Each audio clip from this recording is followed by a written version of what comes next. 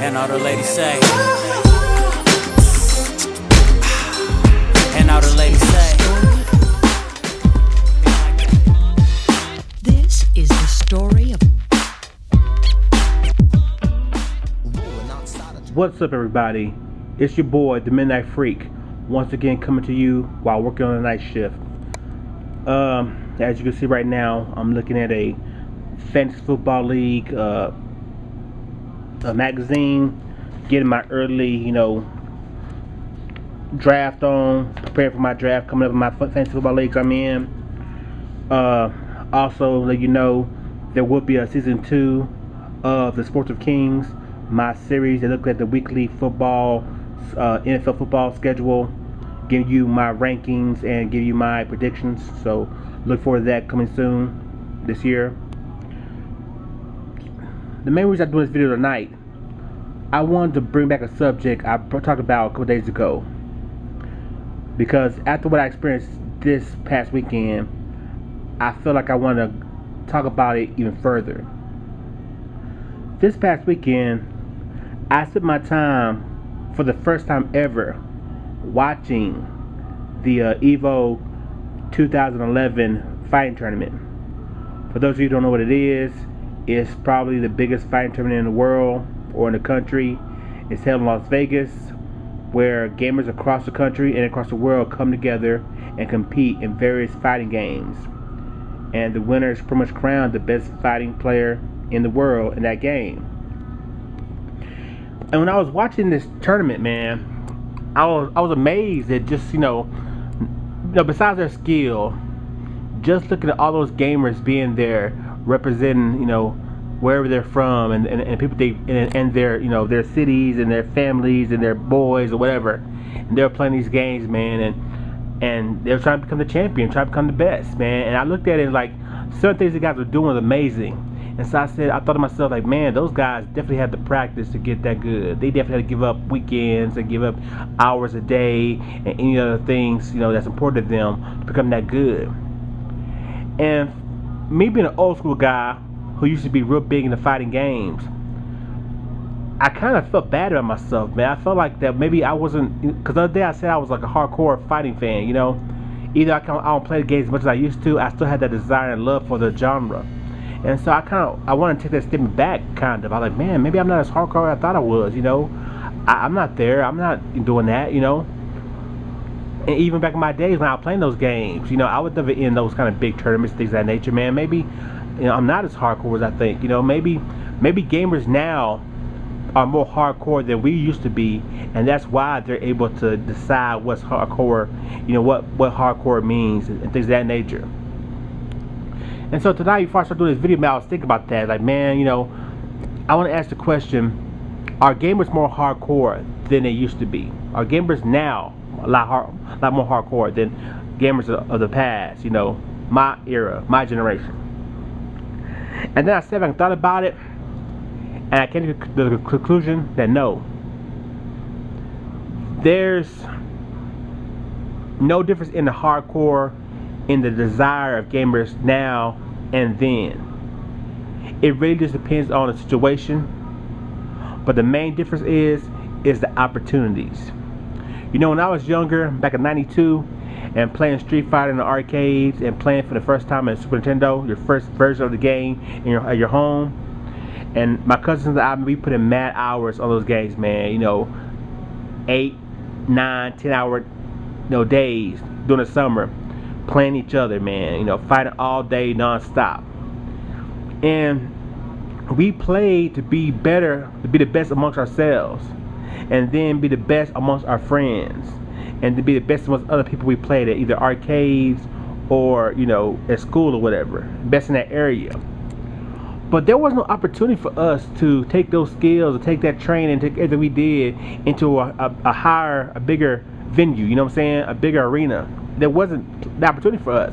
We didn't have an EVO tournament back then.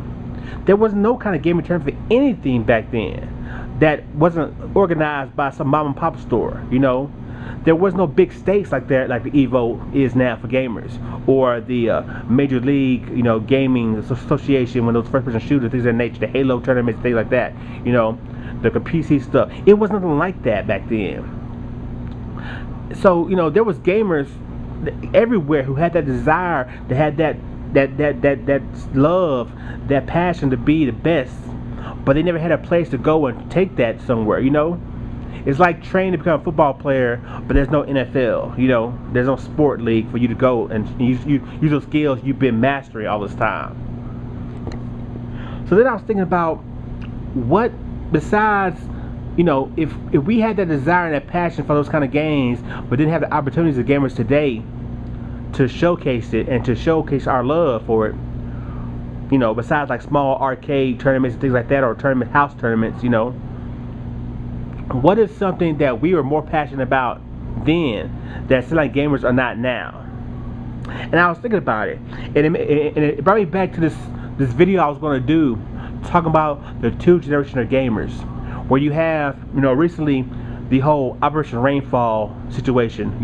Gamers are mad by Nintendo America not bringing all these imports over, and even amongst fellow YouTubers, there've been videos back and forth about people are not real gamers or whatever, and between Nintendo 316 and Game Reviews, and in both their videos they were both right but both wrong.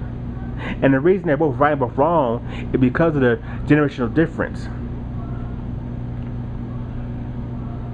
Gamers now, they're the equivalent of the young kid, and gamers back then are the equivalent of the young kid's grandfathers. And you had that one grandfather who always telling you a story about the past and how things used to be, and the young kids look at the guy like he's crazy, like, man, no, it wasn't that ridiculous, it wasn't that serious, and whatever. And the grandfather telling the story how he had to walk to school 10 miles, in the snow, not 2 degrees or whatever, and it's like that when it comes to certain things. Take imports for example. Take this situation with Operation Rainfall. Gamers are upset that Nintendo America won't translate these games and bring them over to the U.S. market for sale. They feel it's a right. They feel they should do it. They feel they have to do it. There's gamers amongst this group who don't see it that way. It don't really matter if they get these games or not, because most likely they already got them, or they know they have the opportunity to get them if they really truly desire to have them. Now, I'm not going to sit here and saying that people who want this game in English are wrong and shouldn't be asking for it. Not at all. To each his own. But it goes to show the different passions, between gamers now and then. When I was growing up, and there was an import game that I wanted, and this is back, like I said, early 90s. Things of that nature, Super Nintendo imports, things of that nature. I can remember buying that Electronic Game Monthly once a month, or that Game Fan magazine once a month, and looking in the back to those magazine ads from import stores in California, and have to call them up and ask them if they had this certain game, a Dragon Ball Z game or whatever it was, and then having to mail the money to them. And then they mailed the game back to me, which felt like 2 months later, because I live in Texas, they live in California. And when Sega Saturn, when you want that expansion pack to be able to play a Japanese version of Marvel vs. Capcom or whatever, it was a lot harder to do that stuff back then. But we did it. We wanted the game that much that we did it. And even today, it's so much easier to get these import games. I mean, it's so much easier and actually a lot cheaper to just buy you an import Wii, or just buy the game itself import and play it on your Wii, homebrew it, whatever. It's so easy to do it. And so I can understand someone like Nintendo who put in the work, old school style, like old school wise, like myself, who, like I said, walked the 10 miles in 1 degree weather to get this game he really wanted to play. And I can understand why he's upset with someone like Game Reviews saying, man, you want the game so bad, why don't you just get it? It's there. It's so easy for you to get it compared to was when we were gaming. But at the same time, I look at the opportunity Like, game reviews, like the guys playing in the Evil right now. They're training and putting all this effort in because their reward is so much bigger than ours. They're playing to become the best in the world because they had the opportunity to go into these tournaments, and become grand champions. Where we were playing to be the best amongst our friends or the neighborhood, or our part of the city. And so that goes into like the imports and stuff too. These guys, it's so much easier for imports to get it's so much easier to get import games being brought over, why not? You know what I'm saying? So, like I said, it's all a generational thing. It's, for me, I look at this when it comes to even Japanese, when it comes to even anime, fan subs. When I was young, getting into anime, I can remember once again going bootleg wise, ordering some VHS tapes from somewhere off from Miami or the East Coast, where someone recorded something and put it, bought Japanese DVDs, recorded it and put on VHS and sold them, a tape. I can remember doing that. When the place I worked at, we bought a full set of Gundam X like that, all this stuff, G Gundam. But now you have fans who have these torrents on these sites that host these torrents, and they're on these forums cussing out fan subgroups because they can't get an episode of Naruto or Bleach on time. You know what I'm saying? When an episode of One Piece is delayed on an official site that's hosting a fan sub, and it's delayed by an hour or two, guys are on forums crying and screaming, "Oh my God, where the hell the fan sub at? I don't believe this." Fan subs who are doing this stuff weekly, updating subs and torrents, when they're delayed, when they're off, people are running amok, screaming bloody murder. What the hell's wrong with you? Where's our fan subs? Man, back in the day, we never got anything on time, fan sub wise, and we sure hell didn't get things as fast. It was as free as it is now. It was, like I said, the opportunities is so different now, and so it's crazy to me just to see, like I said, how hardcore has changed, how people were willing to do certain things back when they didn't have the opportunity for anything else, and now you have the opportunities, have the advantages. You kind of take them for granted. You know what I'm saying? So that's all I want to talk about tonight, y'all. Like I said, it wasn't really anything thought-provoking. Like I said, I was watching that Evo tournament, and I felt like I wasn't a hardcore gamer when it came to like fighting games like I used to be. But then I thought about it, I was, but the goal wasn't as big, man. If there was an Evo tournament back in '92, when I was my prime playing those games, man, maybe I would have kept on playing and tried to go to one of those things like the guys are doing now, But there wasn't things like that. And same with fan subs or imports or whatever. I feel like me putting in that work to get that stuff that I really wanted. I actually feel like I really wanted. I actually feel like it was really important to me. And so when I see people today complaining about whatever it is, yet they have these options that's in front of them, but they're not going to use these options just because if they can't get the way they want it, they don't want it.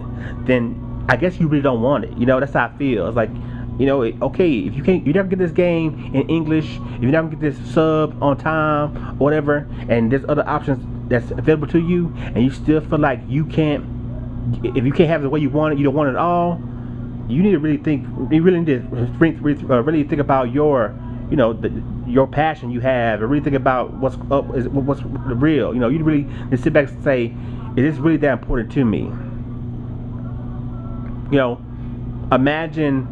Imagine having to go somewhere, having to be somewhere, and you could walk and get there on time. Let's say you have a job interview and you can walk and get there on time. Your feet might be tired, your feet might be hurting, whatever, but you'll get there on time and you'll get to your job interview and maybe get that job. Or you can sit back, wait for this person who said they give you a ride, but there's no guarantee they're gonna give you the ride. So what you're gonna do? Is the job really that important to where you can go walk and get that job, or are you gonna sit here and hope and pray that this guy show up? And if he don't show up, you lost your job, and you missed out on the opportunity. It's like get yours, man. That's what I'm trying to say. Get yours, and that's one of the main things about hardcore. No matter what it is, get yours, you know. Alright, y'all, I'm done rambling. This is your boy Midnight Freak. I'll see you next time. Peace.